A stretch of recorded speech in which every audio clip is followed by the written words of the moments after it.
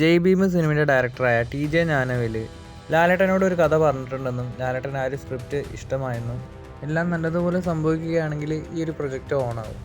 ഈ അടുത്ത് TJ ജ്ഞാനവേൽ സംവിധാനം ചെയ്ത ചിത്രമായിരുന്നു രജനീകാന്തിൻ്റെ വേട്ടയൻ. ഈ ഒരു സിനിമ ബോക്സ് ഓഫീസിൽ പരാജയപ്പെടുകയും ചെയ്തു.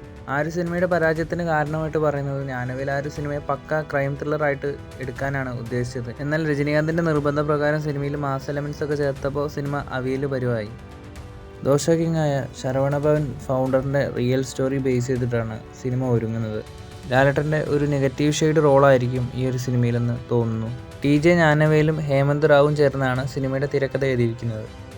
സപ്തസാഗരതേജ് യെല്ലോ എന്ന സിനിമയുടെ റൈറ്ററും ഡയറക്ടറും എല്ലാം ഹേമന്ത് റാവു ആയിരുന്നു.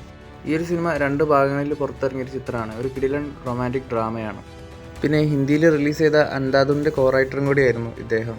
അതുപോലെ ലാലേട്ടൻ്റെ സിനിമ പ്രൊഡ്യൂസ് ചെയ്യാൻ പോകുന്നത് ജംഗ്ലി പിക്ചേഴ്സ് ആണ്. എന്തായാലും ഈ ഒരു സിനിമ നടക്കട്ടെ എന്ന് തന്നെ പ്രതീക്ഷിക്കാം. കുറേ കാലമായില്ലേ ലാലേട്ടൻ്റെ നെഗറ്റീവ് റോളിലൊക്കെ കണ്ടിട്ട്. ഈ ഒരു സിനിമയ്ക്കായി നിങ്ങൾ കാത്തിരിക്കുന്നുണ്ടോ? നിങ്ങളുടെ അഭിപ്രായം കമൻറ്റ് ചെയ്യൂ. US ടൂർ കഴിഞ്ഞ് ലാലേട്ടൻ തിരിച്ചെത്തിയിട്ടുണ്ട്. നിലവിൽ ചെന്നൈയിൽ ബിഗ് ബോസിൻ്റെ ഷൂട്ടിലാണ് ലാലേട്ടൻ. ദൃശ്യം 3 തുടക്കം, L365 എന്നീ സിനിമകളുടെ ഷൂട്ടിങ്ങിലേക്ക് ലാലേട്ടൻ പോകും. ഷൂട്ടിംഗ് ഡേറ്റുകളൊക്കെ അങ്ങോട്ടും ഇങ്ങോട്ടും മാറിയേക്കാം. കറൻ്റ്ലി ഇതാണ് പ്ലാന്. ഹൃദയപൂർവ്വം സിനിമയുടെ 8 ദിവസത്തെ കേരള കളക്ഷൻ 19,33,00,000 9-ാം ദിവസം 3 കോടിയായിരുന്നു സിനിമയുടെ കളക്ഷൻ. അങ്ങനെ 9-ാം ദിവസത്തെ കേരള കളക്ഷൻ 22,33,00,000 ആയിട്ടുണ്ട്.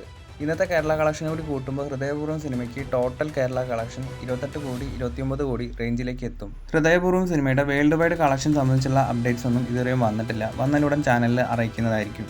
1 മില്യൺ ടിക്കറ്റ്സ് ഹൃദയപൂർവ്വത്തിന് ബുക്ക് മൈ ഷോയിൽ സോൾഡ് ഔട്ട് ആയിട്ടുണ്ട്.